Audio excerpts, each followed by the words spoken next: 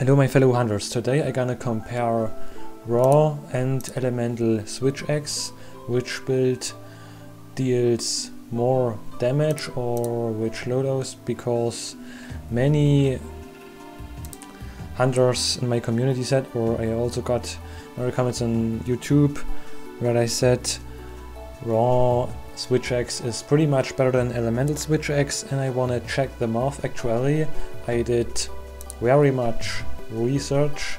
I checked all the movement combos and yeah, let's check it out. First of all, I have two sets, a raw DPS region set.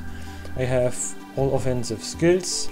That's the Sephi Shatter Axe, the actual meta switch axe with the most damage. I have one earplugs to get during a zero-sum discharge combo earplugs 5, everyone knows that. And on both sets, on elemental set and on my raw set, I have agitator level 7, attack boost level 7, 100% crit on both sets, and yes, health boost 3, okay, that doesn't mind. But I also have haste and recovery on the set because it fits very good with earplugs. On this set we have 830 effective raw, and that's a huge number. Yes. And on the second set we have also thunder attack. It's the kjarr X thunder. We can also use other elemental switch XP, but most monsters has the thunder weakness like Snorgakuga, T-Rex, and even more violence. And we even have here thunder attack level 6, but only attack boost level 6.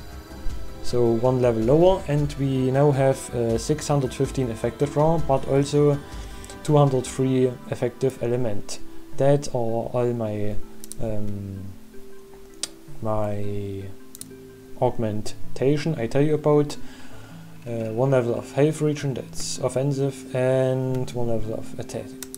And on my elemental build I also need one level of affinity augmentation to get 100% affinity without using critical eye.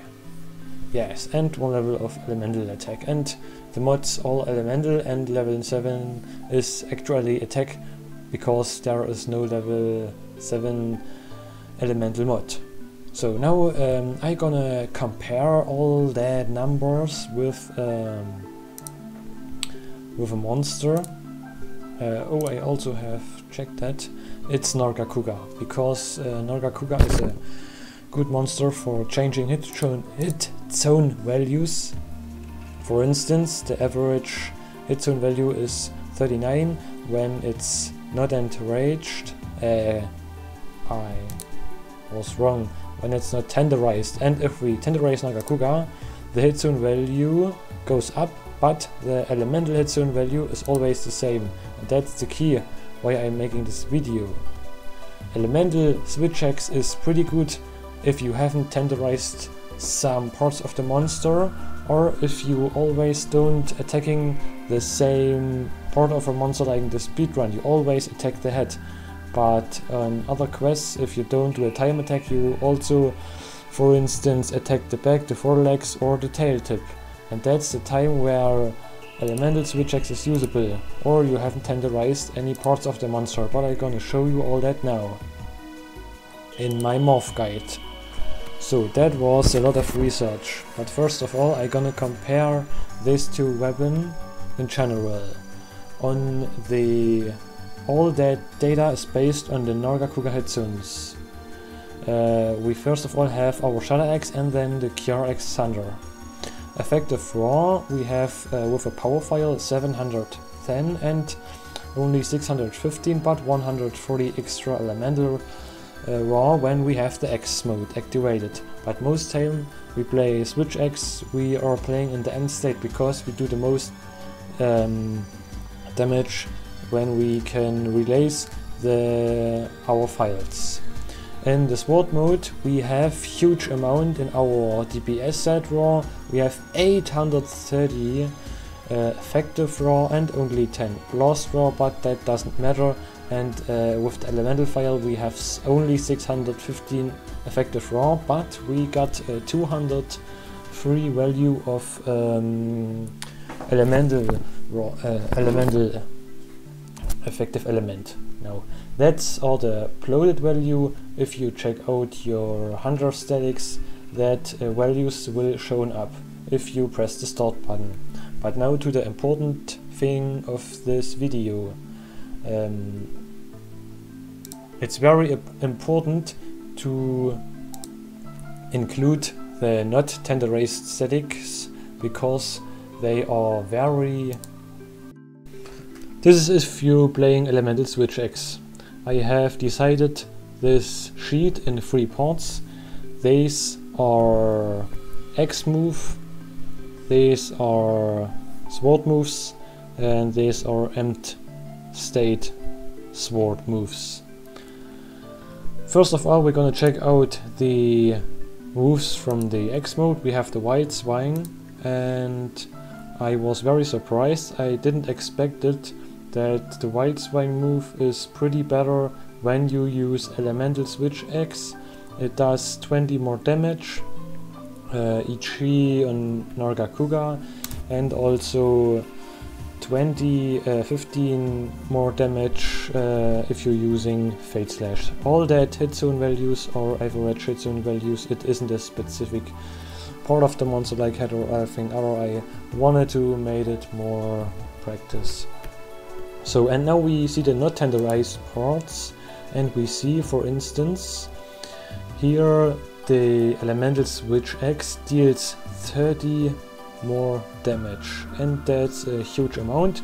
We can now come to the conclusion that if you're in the X mode, Elemental Switch X is pretty much better, because we don't have the Power Phial, and that deals the most difference. Now we go to the sword moves.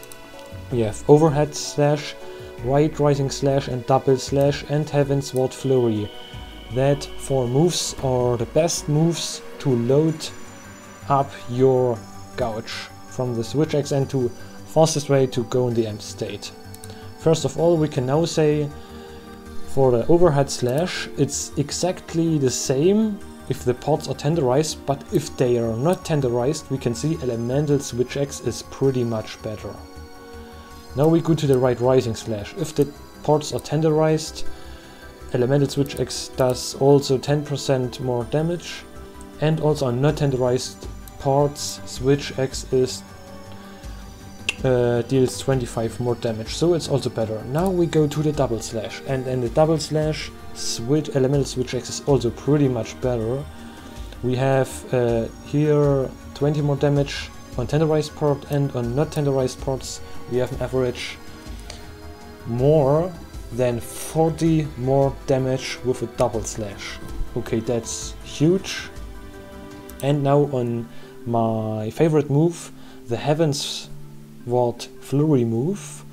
They are nearly the same value, but if the pot is not tenderized, all in all, like the other things, Elemental Switch X is still pretty much better.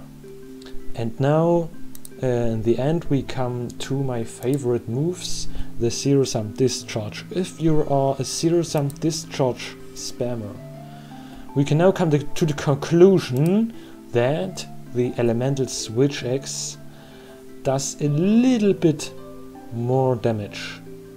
Maybe 1 or 2 damage value tick higher per tick.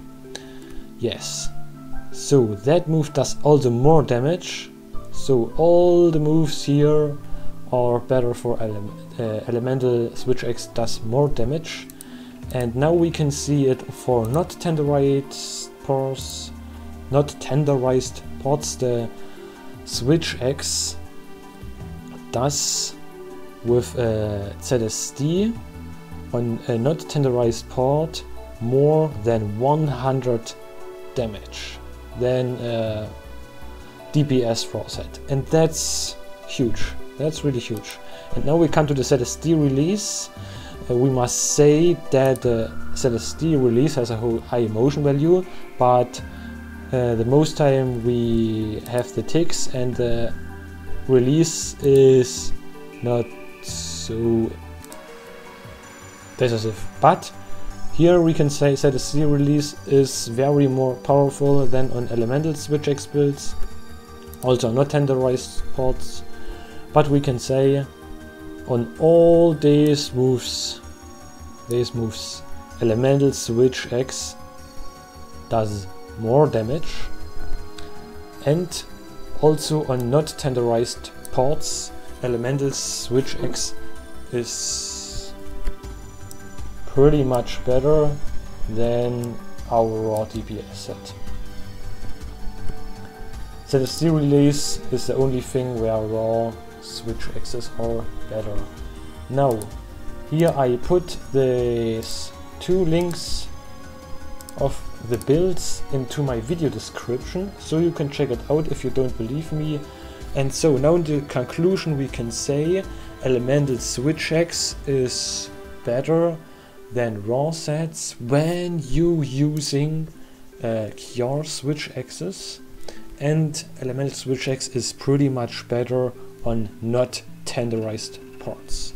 So I wish you a nice hunt and see you next time.